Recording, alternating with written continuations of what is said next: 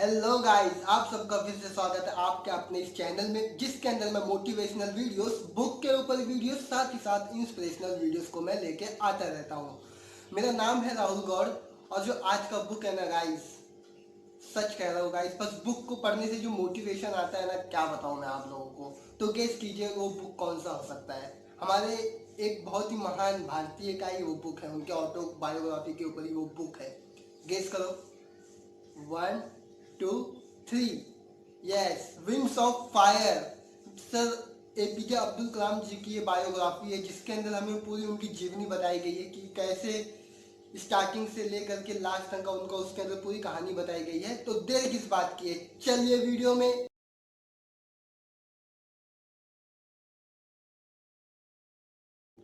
हमारे great scientist और great president sir APJ Abdul Kalam ji का जन्म दक्षिण भारत के रामेश्वरम शहर में एक तमिल परिवार में हुआ था।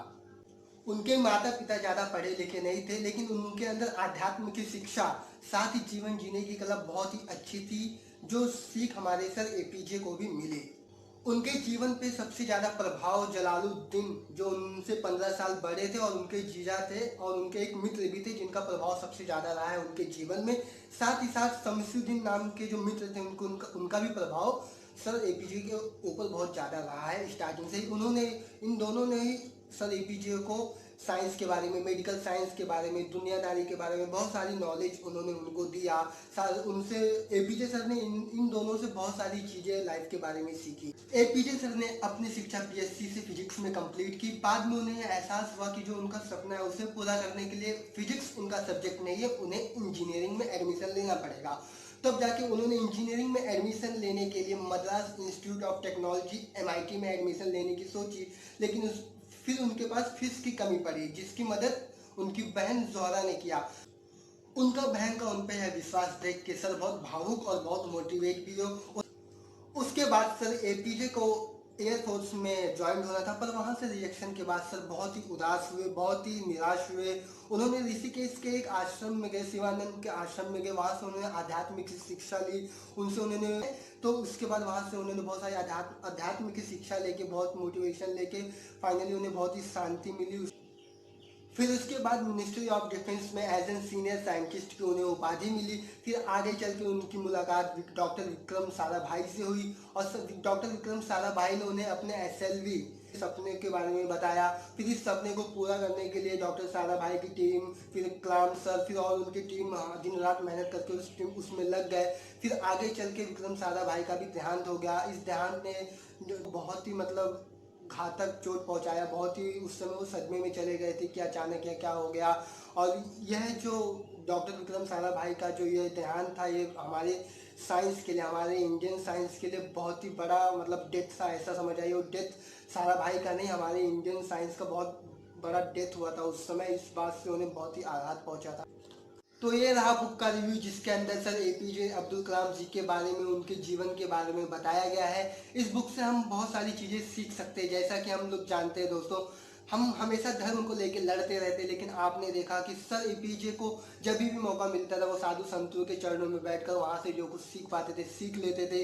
जब भी उन्हें मौका मिलता था वो नमाज भी पढ़ लेते थे। उनके मन में धर्म को लेकर कोई भी भेदभाव नहीं था, वो बस एक आध्यात्म से जुड़ना चाहते थे, वो हमेशा जुड़े रहे, कोई भेदभाव नहीं था। यह चीज़ हम उनसे सीख सकते हैं। और यह भी सीख सकते हैं कि लाइफ में जब हमें किसी भी गोल को अचीव करना होता है ना, तो हमें सिर्फ और सिर्फ उस गोल पे ध्यान देना चाहिए। हमारे अंदर इतनी आग होनी चाहिए ना अपने गोल को लेकर, कि उसके सामने जितनी भी प्रॉब्लम्स है ना एकदम फीकी पड़ जाए। जैसा कि हम सब जानते हैं एसएलवी के सपनों को पूरा करने के दौरान उन्होंने कितने सारे फेलियर्स, कितने सारे क्रिटिसिज्म सही है, उसके बावजूद उन्होंने उस सपने को लेकर कभी हार नहीं मानी, कभी भी वो हताश या उदास नहीं हुए।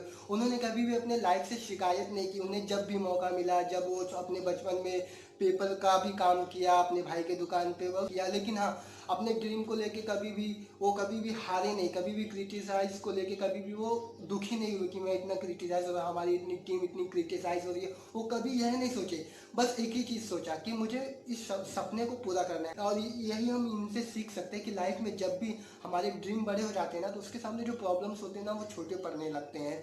तो दोस्तों, ये रहा बुक का रिव्यू, साथ ही साथ कुछ मोटिवेशन जो निकली यहाँ से वो भी मैंने आप लोगों को बता दिया। अच्छे से जानने के लिए सर के बारे में आपको ये बुक जरूर पढ़ना चाहिए। तो अगर आप एक स्टूडेंट हो तो आपको ये बुक तो पक्का और जरूर पढ़ना चाहिए, और आप स्टूडेंट ना भी हो तो भी ये बुक तो पढ़ना ही चाहिए, लेकिन स्टूडेंट हो तो पक्का जाके ये बुक पढ़ो। मैं हाईली रिकमेंड करूँगा दोस्तों। ये बुक जिसके अंदर सर एपीजे की स्टोरी बताई गई है, उनके लाइफ पे फोकस किया गया है, ये बुक ही एक अपने में ही बहुत बड़ा मोटिवेशन है दोस्तों। तो बुक को ज़रूर पढ़िए दोस्तों। अभी तो बुक अवेलेबल नहीं होंगे तो आप पीडीएफ भी जाके पढ़ सकते हैं, ऑडियो बुक भी सुन सकते हैं। थैंक यू सो मच दोस्तों वीडियो को देखने के लिए। अगर वीडियो आपको पसंद आए तो नीचे कमेंट कीजिए, शेयर कीजिए और चैनल को सब्सक्राइब करके नोटिफिकेशन बेल आइकन को दबा दीजिए। थैंक यू सो मच दोस्तों। जय हिंद।